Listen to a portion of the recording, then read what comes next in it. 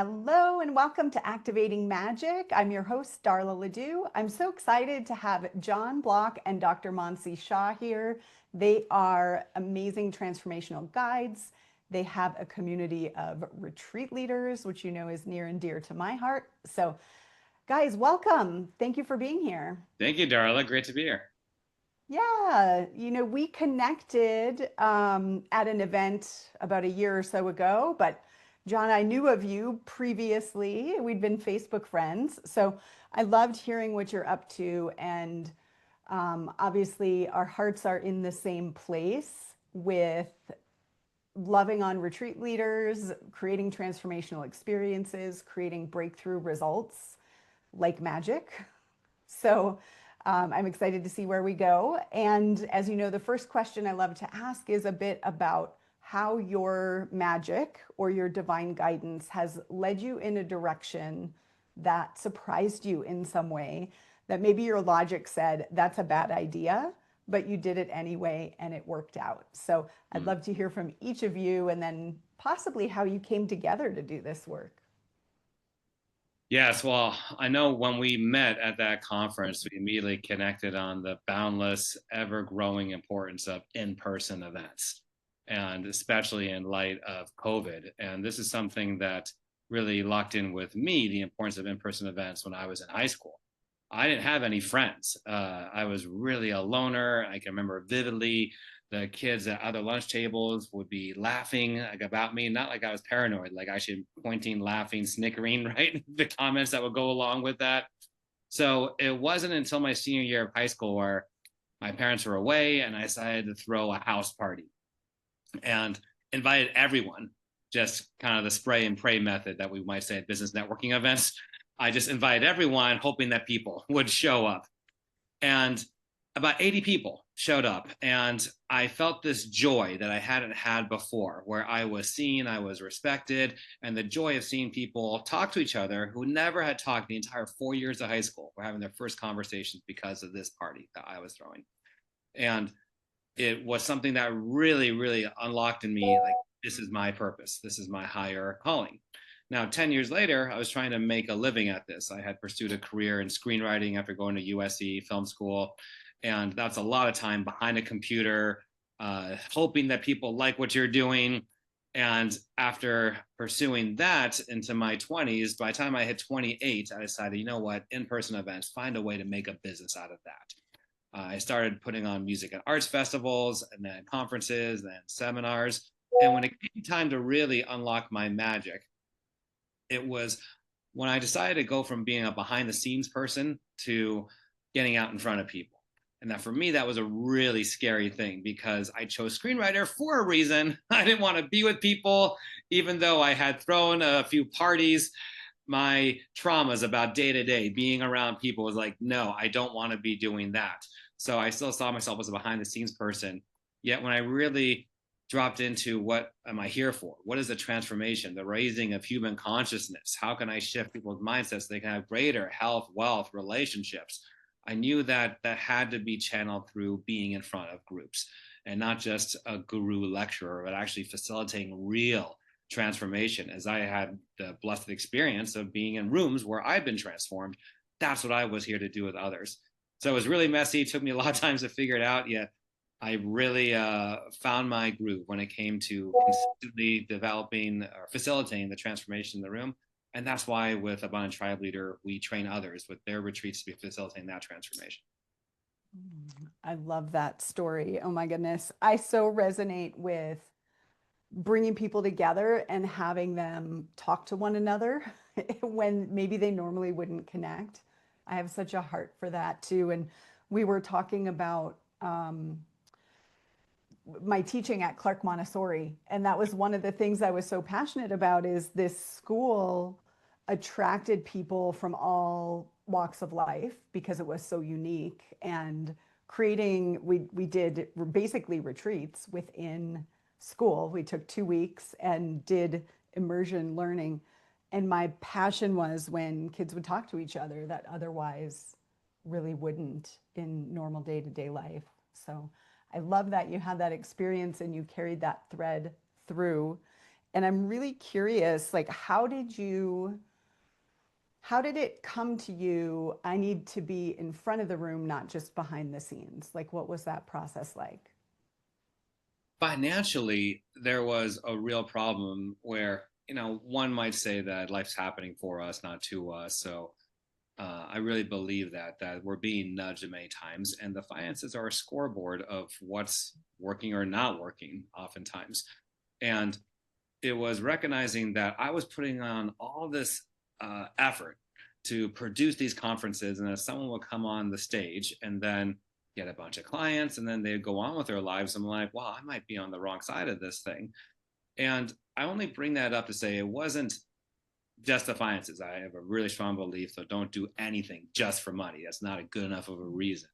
Rather, it's one side of what we call a conscious business triangle, where there's the money, and then there's the impact, and then there's your personal transformation. As we ascend as leaders, as conscious entrepreneurs, we make more money, we have a greater impact, and we transform personally at a higher level. So, for it to really fit the criteria of all three sides of that, it required me to be on stage. And I'm so glad I did, because I was hiding out. I wasn't growing as personally as I could. I wasn't putting myself out there and falling down and getting back up and being uh, the responsible for others' transformation. I mean, that to me, I know you've said this on your podcast. I'm an avid listener. You say that the getting of who you are as a leader is best realized through hosting a retreat, and I could not agree more. Yeah. Oh, I love that. All right, we'll dive deeper into that soon. Dr. Mansi, what about you? Is there, one, what brought you to this work? And is there a time where you were just guided in a way that didn't seem to make sense, but it worked out? Absolutely. I would love to share quickly coming from India. We're very community based, and my parents were big-hearted, kind, and they always wanted all my friends to hang out at the house. And a couple of reasons, being a girl, they want me to have in front of them all the time and knowing all my friends. And then it worked out that my parents treated all my friends very kindly and as their own kids. So for me, it was opposite. I didn't have the cliquish problem because in India, we don't have that much of a clique culture. I don't know about the new generation. I grew up in a different era. And I was just like so happy having all my friends, and we just would have meals together. And anytime there was anything that was needed for support, this community was available. Like any type of big, help with like calculus was one of the big things. And we had intelligent people in our community. So just that kind of support was always there. And true great friendships, right? Like you go and stand by people when they need you. So for So me, you like, all had opposite yeah, it was experiences. very opposite. And I was naturally a host because my mom always said that you always want to make sure that there is enough food for everyone. God never will never make you poor from feeding people, right? Mm, So that's like never going to happen. You always have more. So that really helped. And my belief was that everything that we put out comes back as blessings 100 times. And, that was the whole premise of the community for me.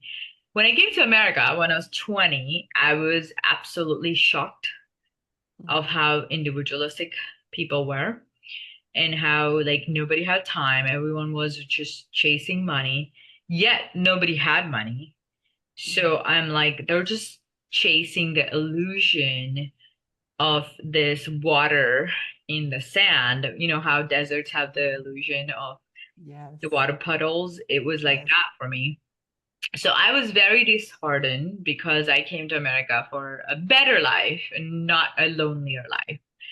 And I realized that, I wanted to build something here.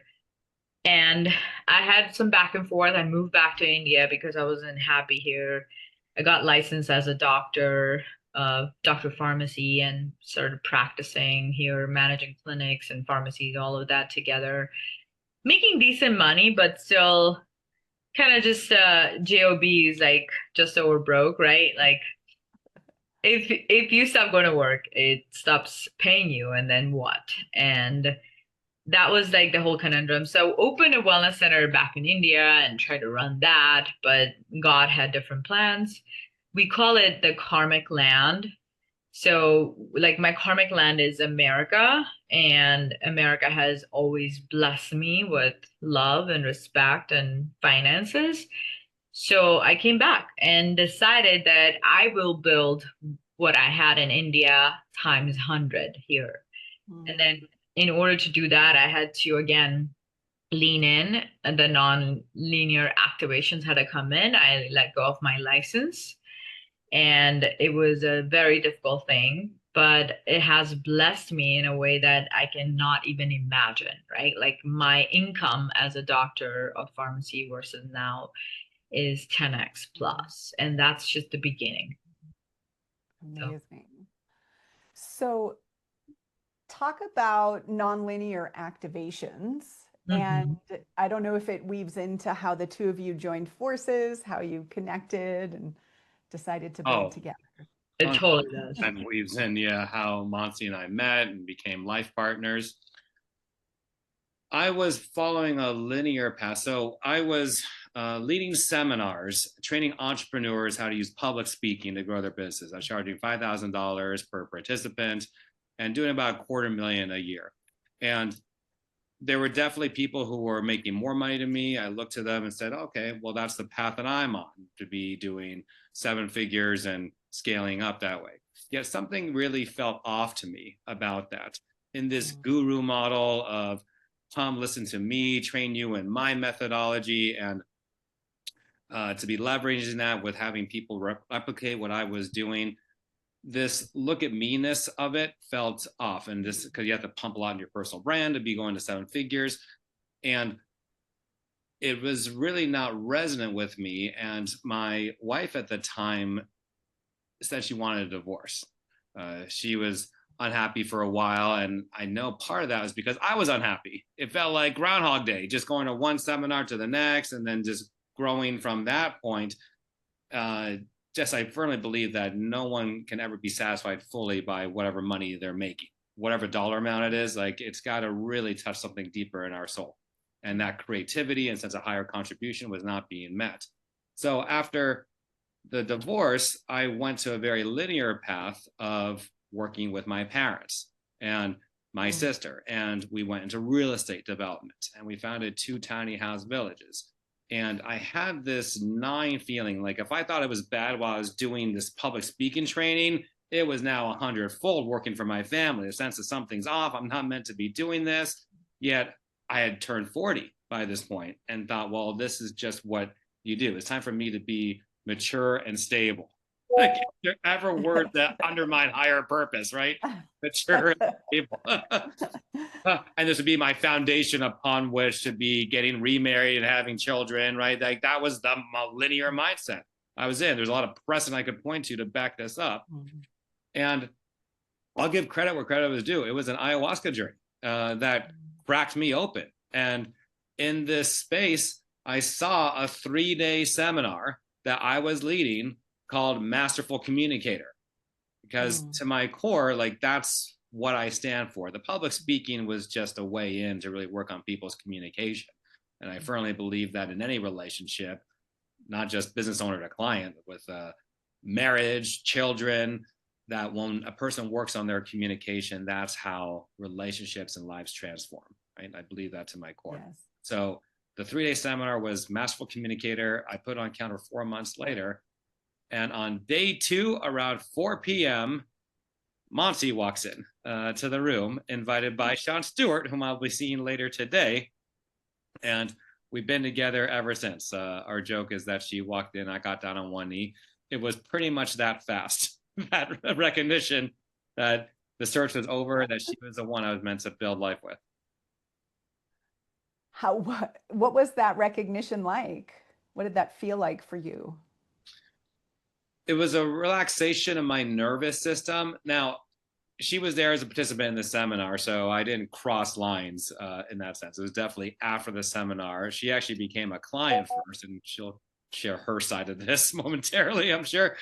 but she became a client first. And I just found that I wanted as much of this as possible, time together, having meetings, having discussions, that it was checking all my boxes in terms of personally, professionally being aligned. I've had this notion of that for me, and I was sure for a lot of people, that this king and queen construction, like to really build a kingdom, that it requires strong leaders on both sides of the male and female partnership, right? In our case. And I was really calling in someone. I didn't have this in my first marriage. You know, I was really the one who was in front, and she was more behind the scenes handling the production side. So I was calling in someone who wanted to be at front as well and wanted to lead in her own way. It would activate my leadership and my entrepreneurship potential. And after a few meetings, I knew that it was not going to be any better fit possibly when it came to shared vision and it came to strengths and weaknesses than with Mansi. That's beautiful. I'm going to just underline, you said I recognized her, and recognition is one of the magics in my framework. So we'll come back to that when we talk about your magic. Mansi, what was your experience with, so my understanding is you went back to India, started a wellness center, wasn't working so well, came back. And how did you get into this world? You know, I'm going to build this thing that's like the community that I had, but better. Where did it go from there? So I came back, and at that time, I still had my license as a backup option. And whatever your consciousness wants to build as an option will become something you'll end up using. So then I got back into the grind, and after about 2.5, 3 years, I was sick and tired of that life, you know, out of alignment. I wanted to be in life of service, and I was servicing the wrong people in the medical mafia system. So I was like, what do I do? And I started working with supplement companies and just kind of bringing back my gut health practice from India. And I was making about 100, 120K at that time as an entrepreneur. And then I walked into the room with John, and I just knew that there was something here for me that is going to change my life. Again, the same recognition.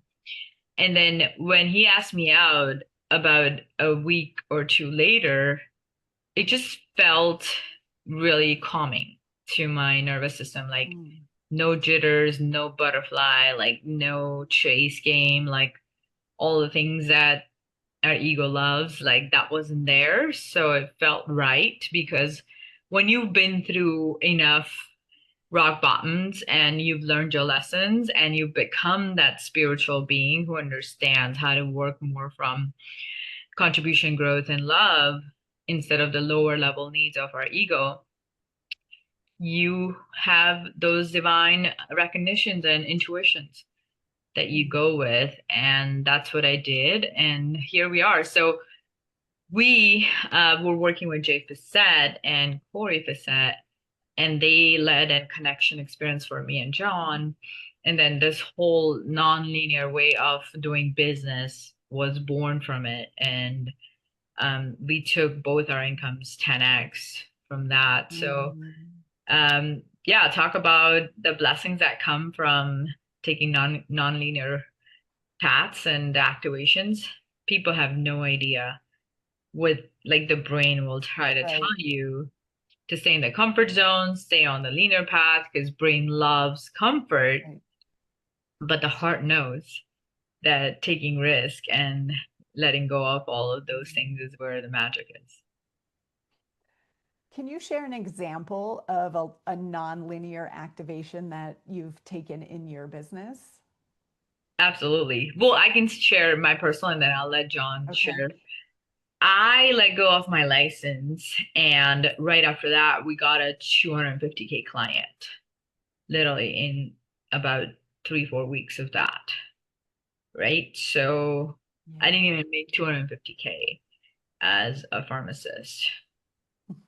So that was just, yeah, like a one client, and then paid almost half right away and then half in some installments. But that I wouldn't have guessed that was going to come. So if someone's listening and they haven't had this experience, like, can you explain how you interpret that? Is it I made space? Is it I said no to this lower frequency? Like, can you break down how you think about that? Absolutely. So, being in the system, spending 10 years in school, 10 years renewing the license, there's so much attachment, right? That now it's time to renew again. And who am I going to be about that, right? Like, am I going to burn the boat because I don't want to go back to that island or whatever place that I came from? And what is the blessings that universe will give me for doing that, closing the door? Like it's like closing the back door, right? And I just felt that pull of like, how, because my parents, they think linearly. For them it's a big deal. They didn't even know what me and John were doing. They're like, what do you guys do for a living? Like, how do you guys make money? And luckily they had come in November to check everything out of what we're doing, because my parents are very inquisitive, and their heart is always like I'm like their flesh outside, and they're always like very curious of what I'm doing. I'm like I this. want to step over that one just right away. They shocked us by showing up from India at our retreat. Oh, No okay. announcement at all. They And took a yet 20-hour in flight. person. I hadn't met them yet in person. And they came there, and her mom was so sweet about it. She has this Indian dessert and puts it in my mouth and says, "Blessings for a successful retreat." Right? She practiced that line. So luckily they had come, and now I'm talking to my parents about letting go of my license, because everything has to be discussed in our family dynamics. We're Mhm. building our own family office and stuff, so everything has to be discussed if I want to be the proper inheritor of everything that they have. Okay. You can't Sure. make major Sure. decisions without them. So they're freaking out. They're like, what? You're gonna let go of your license? Like that's not good. And then I talked to John, and then we had a whole discussion with my parents that everything's going to work out and we're going to burn this boat and let it go. It was tough.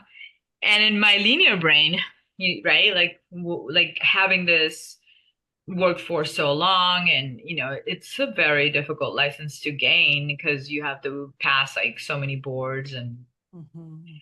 but then I just didn't want to have any option. I just wanted to go on a path where I could create something that's really worth building a Just legacy. all in. All in. Yeah. Yeah. Yeah. I think a big part of it is seeing the big picture, even if the details are not clear, just recognizing there's a big picture, and whatever happens, we're going to be great. That's the only way it can go. And a lot of people don't have that. And I would just say, whatever it takes to embody that, do that work. The plant medicine, the meditation, the combination of everything that will allow you to embody that level of consciousness, that would be, as I see it, the most important thing. Yeah. It's funny. We know some people who take this a bit too far, where they use this as a way of being scattered, not taking responsibility, not grounding. That's not what we mean either. This type of risk taking, we believe, is very grounded, rooted in our higher consciousness, our higher mission. And this knowing that when we say yes to that nudge, it's going to work out, even if the first few things might bomb. It's still learning. These are great blessings, unfoldings along the way that will serve a higher fulfillment and higher purpose. And that's just what our experience has dictated. And the ones we talk to on this topic, nonlinear activations, all agree. I love this idea. Do whatever it takes to become in the mindset of whatever happens, it's going to be great. Mm-hmm. Like, period. When I talk to people, I'm a recovering engineer, right? So, like the linear, the That brain is spreadsheets, so hardwired for you. yeah, it really has taken something for me to go, none of that matters. Like, none of that matters. I just know. And it's when I talk to people now who are in the pro con list and like churning about a decision, like it's such a hard energy to be in now. And, I used to live in that. So I'm totally, you know, double stamp the advice. Do whatever it takes to get in that mindset of whatever it is, it's going to be great Yeah, because it and that's the thing changes. about consciousness. I know that we're all passionate about this, and talking about it will help normalize it so that people can view it as they would say in the Yes. physical form, where something is so much more obvious. Like in the physical form, if someone was dying of lung cancer and then their doctor says stop smoking, depending on the person, but if someone wants to live, they'll stop smoking. It's a pretty cut and dried issue. Yet when it comes to higher purpose, I feel through conversations like this, it can get to that same point where this is the death of their spirit, of their human potential, of their authentic life is dying. And we have to stop what we're doing or else it will die and Mhm. it'll accelerate the dying. So, Yeah, what does it mean to stop what we're doing and what do we do instead? It's the embodiment of this energy and this inner knowing. so good. Okay, so you've both talked about the nudge or the recognition. So for yourself, when you just know, do you experience it like a physical sensation knowing? Is it like a click of recognition? Like when Mansi walked in, there she is. Is it like describe how you know as you've worked your intuitive muscle? How do you know what you know? For me, it was a relaxing of my nervous system. Like I felt Mm, calmer with her, which was such a contrast to how it's been. And dating and sales have a lot in common. We use this analogy mm. constantly with yell, and I would encourage everyone to is that if you've made some progress or headway with dating, because you've probably been at that longer since like age 12, right? And you have been at sales, you can transfer some of that knowledge and awareness. In this case, I know that I had been nervous around women I was drawn towards in the past. Mm, It's just pattern behavior at that point. And it was just a default. And rather than listening to that, I would just assume, well, that's just how I am, right? And the more I spend time with this person, the more comfortable I'll feel. And that's that. With Monty, though, it was instant comfort, instant mm, relaxation. The saying that you can't say the right thing to the wrong person, you can't say the wrong thing to the right person. Monty was the right person, and I could not say the wrong thing mm. to her. This notion of like, oh, you shouldn't have said that because that's how you blew it. It's really nonsense because that just revealed it wasn't the right person for you. So it's a good thing that you said whatever you said, right? Right. Reveal that. And with Monty, there was this knowingness that, even as time went on, we began dating, and to this day, we'll have disagreements or conflicts at times, yet it never takes away from that knowingness that she's the right person for me, which Mm, I think has a lot to do with the fact we're both growth oriented. When someone has a fixed mindset, I think that's directly correlate with the divorce stats. Even people who purport to be growth oriented, yet spiritually bypass at times, are still in that fixed kind of mm, aspect when it comes to relationships because it's so confronting at times. And the fact that we have this commitment to one another to move through everything, it makes it even deeper, this knowing over time, this recognition, and mm, this mm. when especially there are no disagreements, this calming feeling, like it anchors even more as time goes on. I love that. So often, it's like we hear we should have um, the most inspiring goal that might like trigger your nervous system. Would you say in sales it's the same? That if a client calms your nervous system or you feel like that sense of knowing I can't Yeah. say the wrong thing in a Uh, there's sales a healthy conversation. excitement, I think, is worth Mhm, speaking to. And you lead events, so you mhm, have this experience. We know what healthy mhm, excitement is versus feeling nervous outside our comfort zone. They can overlap at times. mhm, However, there is that element of healthy excitement. And I would say, in the case of when Monty and I first started dating, or when we onboarded the $250,000 client, these are examples of where it was exciting, yet I knew that we were heading in the right direction. There wasn't this sense of like, oh, is this a mistake? Am I moving too fast? Am I going to muck this up? That wasn't in my space. There was this knowing that it was here because I'm ready for this and I'm going to rise to the occasion. Beautiful. So let's talk a little bit about your business and how, like, what lights you up the most in your magic, in your divine guidance and wisdom about running your business, and or about your clients, like, and what they're doing in the world. Mansi, do you want to take that? Yeah, I'll take that. So for me personally, what I love about doing my business is how I can be in my divine feminine and masculine from time to time, depending on what's required. And sometimes I just lead sessions that are completely channeled, very intuitively put together on the what the group needs. And I will find out after what I've done is that that's exactly what they needed to hear. So the spirit was with me in designing of this. So of course we have the base framework and we work with that, and then there is intuitive sessions that we're able to build in that are more channeled. So I love that. And what I love about our business is that we're alchemizing all of your pain and expertise and creating a purpose out of it.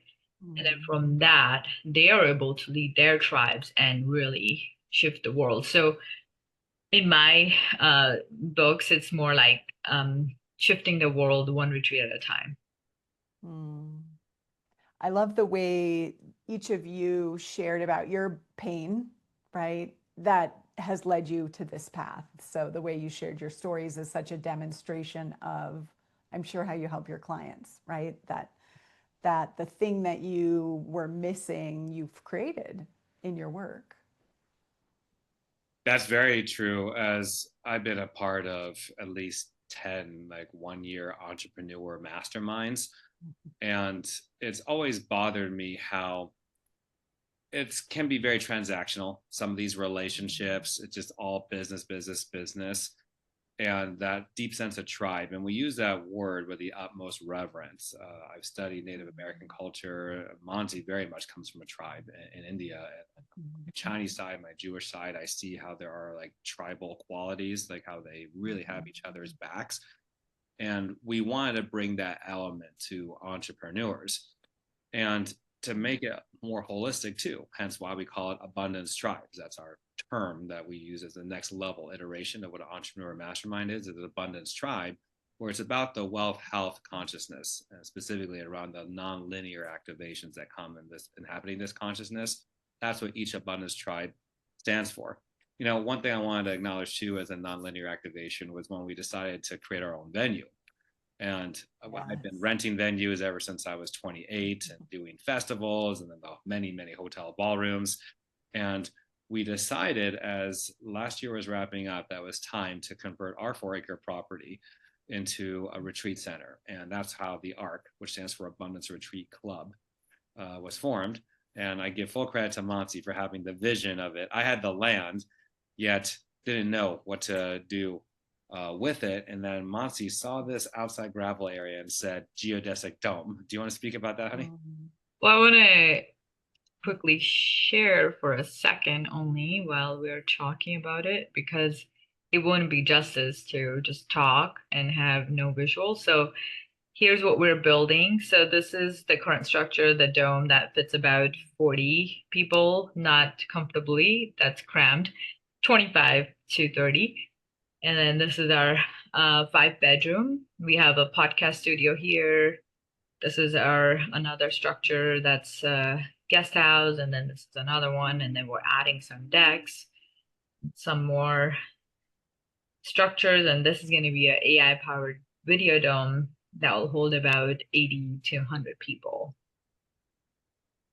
Beautiful. I love it. I mean, obviously, I love it.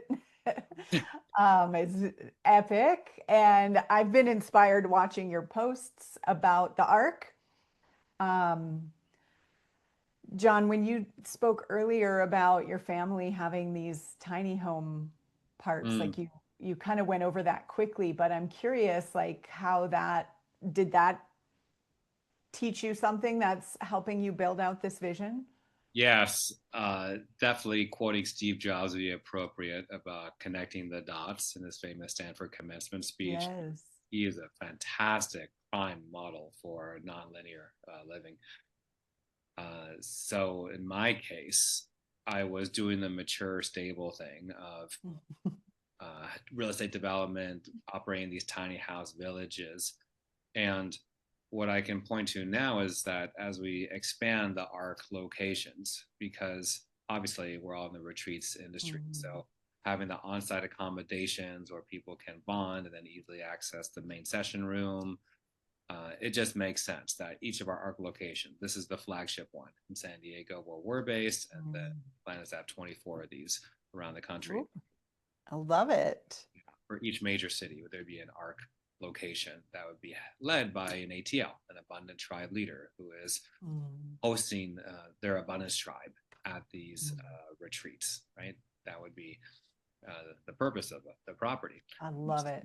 like it would pay for their mortgage and like the remodeling and developing of the property, right? So cost of living obviously is one of the major things, right? Is like the mortgage and rent, right? So we're looking to solve that problem by making the property a cash flowing asset through this model. That's how it has been for us. You know, we earn seven Mhm, figures from this abundance tribe mhm, model, and so that's why we are passionate about sharing with others.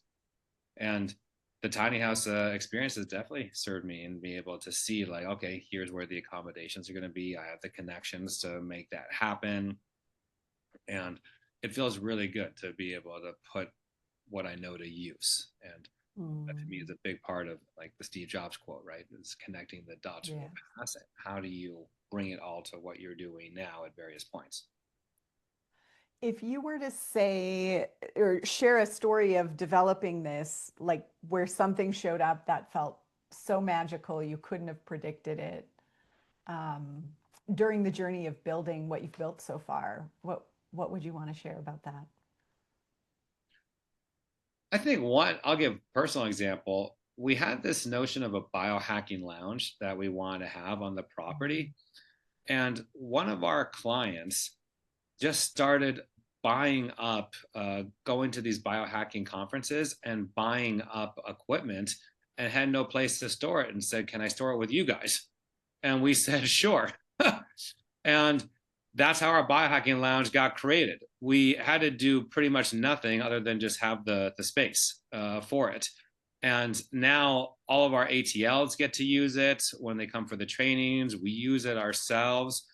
And it's been pretty astounding just to look around and say, like, wow, like we have this right now just because we declared it.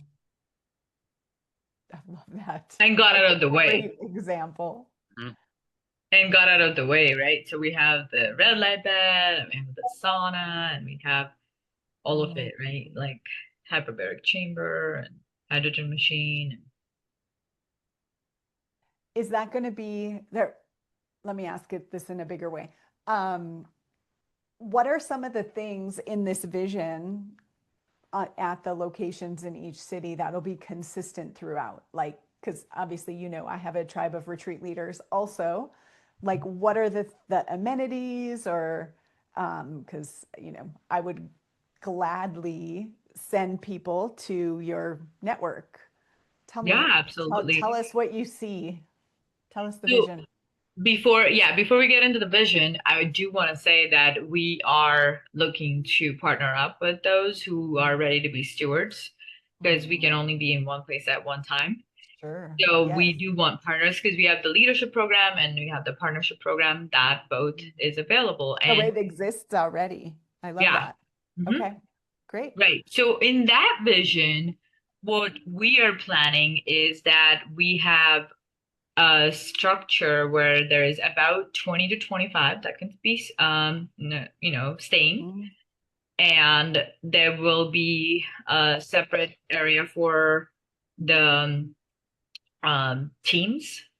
and there will be a main session room. There will be that will be about again 25 to 30, 40 max. Then there will be the biohacking areas where in between the sessions you can do what your body's calling for. A big kitchen because private chef is what we stand for. So we have like our whole manifesto of our leadership program and our partnership program on how the vision of these will look like. And then from there, we can add, depending on the flavors of other leaders, of what they see possible. I do want to have at least a couple domes. One should be like a AI powered video dome, which is more of like mini concerts or dance and all of that. And then the main room session should be different from that. So those are like the few things that have really come as a vision that is I definitely love it.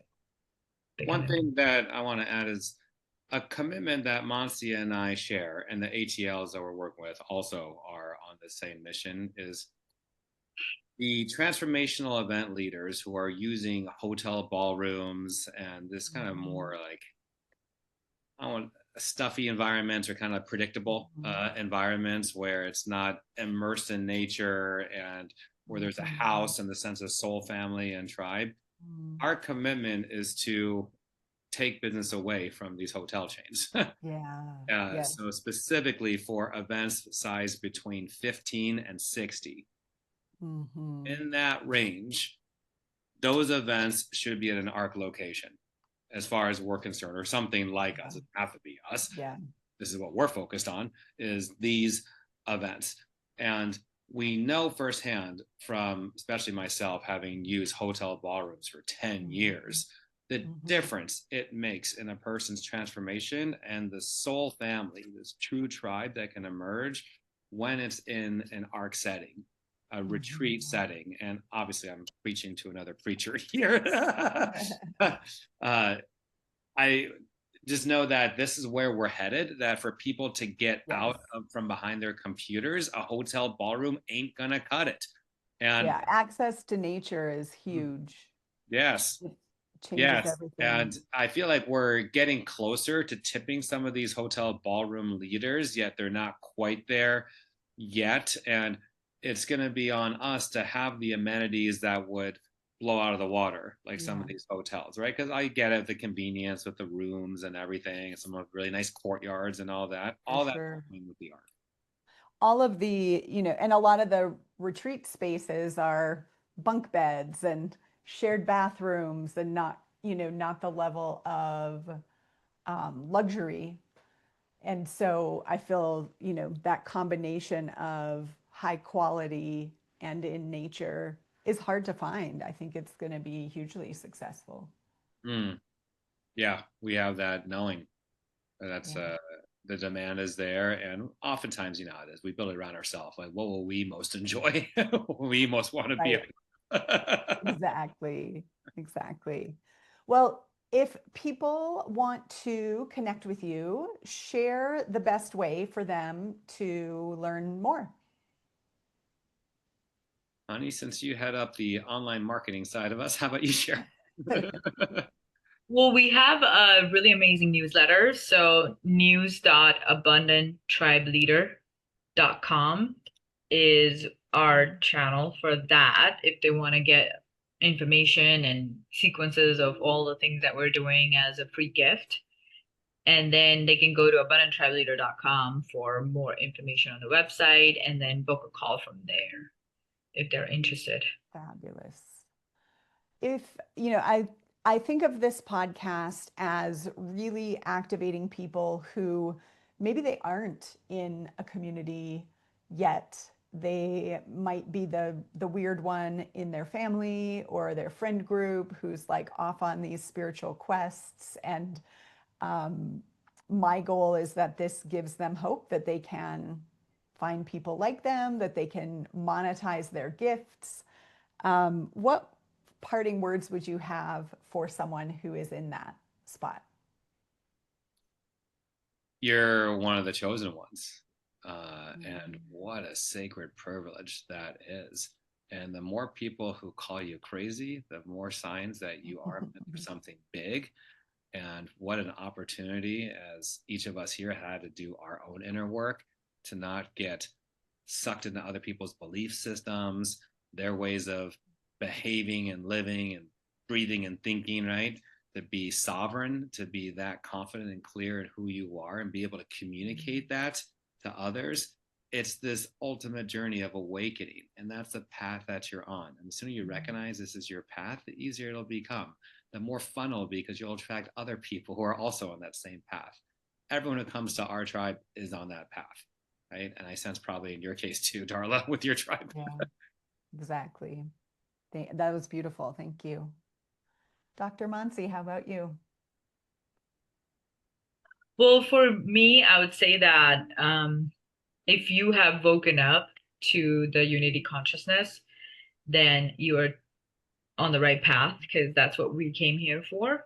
And we're not meant to live alone. We're not meant to build alone. We don't really get too far when we try to walk alone, and it gets very um, depressing and lonely. And our country is number one country in the world right now dealing with loneliness as a epidemic, and there's a reason for why that's happening in our country. So yeah, don't shy away from what your divine downloads are, and embrace them. Become a part of a tribe first to see which tribe you like, where you want to build. And for that reason, we also offer membership model for our program, because from that you can easily see like what path you want to take. If it's not for you, then you honor your no. And if it's for you, then we build you up from membership to leadership. Beautiful. Thank you both. It's been delightful to play together in this way, and I can't wait until I finally get to visit the Ark. Yes. Thanks for what you're building in the world. Thank you so much, Darla. Thanks everyone for being here. Thank you, Darla. Take care, Bye, dear. everyone. Bye. See you in the next episode.